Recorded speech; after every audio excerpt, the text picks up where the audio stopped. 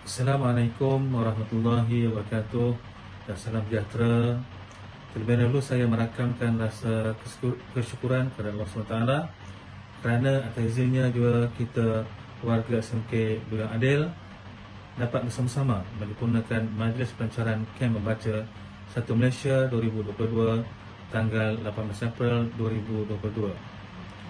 Kem membaca 1 Malaysia bertemakan pembacaan berkualiti menjana minda bestari merupakan program tahunan Kementerian Pendidikan Malaysia yang bertujuan mengukuhkan budaya membaca dan menanam sikap cinta akan ilmu melalui aktiviti yang berkaitan dengan pembacaan dalam kalangan murid selaras dengan hala tuju kerajaan untuk mewujudkan masyarakat yang kaya maklumat.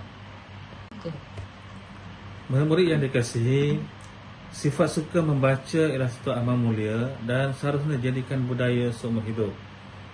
Membaca adalah langkah untuk menimba ilmu, memperkayakan maklumat, menambah ilmu pengetahuan dan kebolehan dalam pelbagai bidang. Dalam erti kata yang lain, melalui pembaca kita boleh mendidik diri sendiri dalam pelbagai aspek. Rakyat yang suka membaca merupakan aset kerajaan yang tidak terhingga nilainya kerana kehidupan pada hari esok banyak bergantung kepada apa yang kita pelajari pada hari. Salah satu penekanan oleh kerajaan Malaysia adalah untuk membangunkan Malaysia sebagai sebuah negara yang kaya maklumat dan mempunyai ekonomi berasaskan ilmu pengetahuan. Seiring dengan hala tuju kerajaan ini, pihak Kementerian Pendidikan Malaysia sentiasa memberi sokongan padu kepada program yang berfokuskan kepada pemberdayaan amalan membaca dan yang menitik beratkan hal-hal yang bercorak maklumat.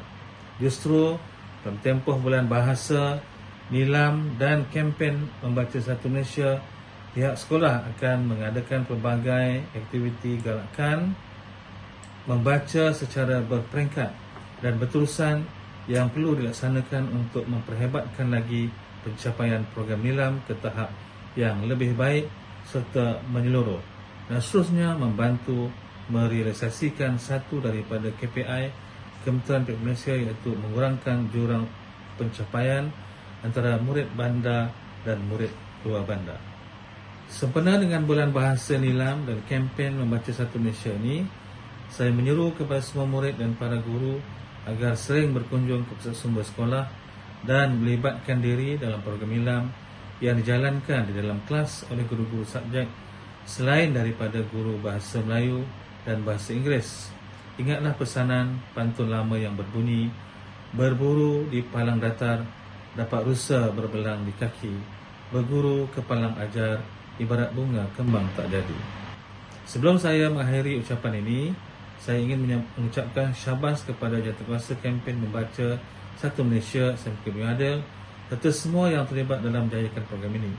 Tanpa dedikasi dan keringat yang telah kalian curahkan, sudah barang tentu kejayaan pada hari ini sukar untuk kita peroleh. Dengan ini, saya dengan sukacitanya dan merasmikan kempen Membaca 1 Malaysia peringkat SMK Beliau Adil bagi tahun 2020. Sekian, wabillahi taufiq wal hidayah. Assalamualaikum warahmatullahi wabarakatuh.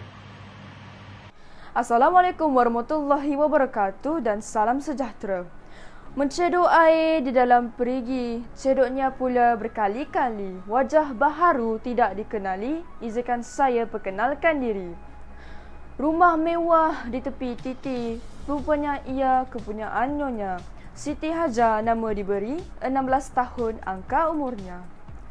Indah pemandangan di pantai Sabah, tidak terlawan di pantai kata. Saya berasal dari Tapah, SMK Buyung Adil, sekolah tercinta. Pada hari ini, saya akan berkongsikan mengenai sebuah buku yang telah saya kaji serta saya mendapati bahawa terdapat pelbagai isi yang boleh saya kongsikan bersama. Ajaib hati perempuan, dia tidak suka ditipu, dia tidak sudi dipermainkan. Cintanya terhadap orang lain adalah bererti cintanya terhadap dirinya sendiri. Itulah kata-kata yang ditulis di muka hadapan karya Merantau ke Delhi hasil penulisan Hamka atau nama penuhnya Haji Abdul Malik Karim Amarullah. Buku ini pertama kali diterbitkan pada tahun 1939 dan diterbitkan kembali buat kali kedua pada tahun 2015.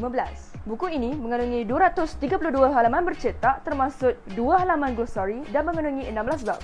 Tema utama yang terdapat di dalam buku ini adalah tema kekeluargaan dan juga turut di samping tema kesetiaan dan juga perbezaan adat dan budaya. Jalan cerita mengenai buku Merantau ke Delhi ini adalah mengenai seorang jejaka yang bernama Leman yang berasal dari Padang Sumatera bersama isterinya Poniam yang berasal dari Tanah Jawa. Walaupun mereka telah hidup bahagia bersama ketika mendirikan rumah tangga, tetapi disebabkan perbezaan keturunan, adat dan budaya telah memaksa mereka untuk berpisah. Demi mengekalkan adat pepatih, Leman telah mengawini seorang gadis berketurunan Minang yang jauh lebih manja dan pandai bergaya, sehinggakan dia telah menceraikan isterinya Poniam yang telah banyak berkorban. Setelah diceraikan, hidup Poniam berubah menjadi lebih berjaya dan bahagia. Namun sayang 1000 kali sayang, hidup Leman pula kian hari kian sukar. Kini, Leman mula sedar bahawa selama ini dia hanya menumpang kebijaksanaan dan kekayaan Poniam sahaja. Oleh itu, sebagai masyarakat pada hari ini, kita perlulah mengambil pedoman dan pengajaran daripada kisah Merantau ke Delhi ini yang terlalu mengikutkan adat dan budaya semata-mata. Saya telah memilih buku ini untuk dikongsikan bersama adalah kerana buku ini telah berjaya menunjukkan keberanian penulis iaitu Hamka dalam mengkritik sesetengah masyarakat yang terlalu menganjung adat dan budaya sehinggakan mereka mengabaikan pedoman utama kehidupan yang berasaskan dan berlandaskan Al-Quran dan Hadis. Jika kita hidup 1000 tahun tetapi kalau kita tidak membaca, tiada gunanya. Jadi di sini saya menyuruh supaya marilah kita bersama-sama mengamalkan amalan membaca dalam kehidupan seharian kita. Bunga dedap di atas para anak dusun pasang pelita. Anda tersilap tutur bicara, jari disusun, maaf dipinta. Sekian, wabillahi taufiq wa hidayah. Wassalamualaikum warahmatullahi wabarakatuh. Hello and Assalamualaikum. My name is Nur Alia Kisina. I am 17 years old and I go to SMK Buyong Adil, which is situated in Tapah, Perak. A few things about me is I have quite a few hobbies, and the thing that I enjoy doing most is reading, whether it's novels or anything factual. My love for reading started way back when I was younger. I've read a lot of book series, which leads to my favorite, the book I'm going to talk about.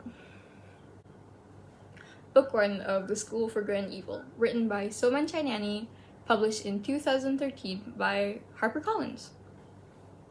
The School for Good and Evil tells the story of Sophie and Agatha, two teenagers living in a small village in a large forest.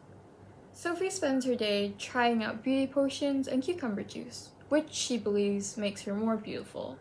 Then there's her complete opposite, Agatha, who was dark and quiet, hated by the village. She lives in the graveyard with her cat and her mother, who just happens to be the village witch doctor. The two girls are good friends, despite their differences. But every 4 years, two children disappear from the village. One beautiful and good, the other quite the opposite. Legend has it that these children were swept away by the schoolmaster of the School of Good and Evil. The reason behind this name is in the village people's fairy tale books, they noticed something strange. All the kids that were ever stolen away were in the books. One, the villain, the other, the hero. So they came to believe that when two kids disappear, the schoolmaster takes them away to a school split into two castles, one for good, one for evil. There, they train to become the heroes of fairy tales, or become the fairy tale villains. Sophie wants to be taken away by the schoolmaster to learn the ways of being a princess, whereas Agatha just wants for her and her friend to be left totally alone. Believe it or not, the two were taken by the schoolmaster, but things did not go as planned. This book is pretty much about their friendship, how it came to be, and how it gets destroyed. This book contains all kinds of exciting and heartbreaking moments. There is so much to love about this. The characters, the teachers, the different schools, the classes, the forests, the trials. All of it was so intriguing. This book is filled with magic and secrets and twists and turns. This book is part of a hexalogy, and each book contains the same passage, which reads, "In the forest primeval, a school for good and evil, two towers like twin heads, one for the pure and one for the wicked. Try to escape, you'll always fail. The only way out is through a fairy tale. I've read this so many times that it's basically burned in the back of my head. Anyways, The School for Good and Evil is the perfect read for readers like me who enjoy fantasy, romance, drama, and the hardships of friendship. It's the best series I've read. If you still haven't started it, then you're missing out. That's all I have to say. Thank you for listening, and I hope you enjoyed.